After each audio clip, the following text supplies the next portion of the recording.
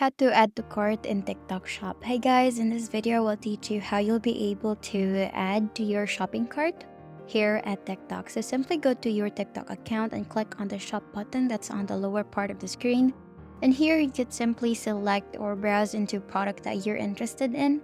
Either you can look into these videos right here and then click on the yellow basket, or simply click on the product that is on the homepage at the TikTok shop, and then click on add to cart, select a variation, and then you just confirm by clicking the add to cart button once again, and it will be added into your shopping cart.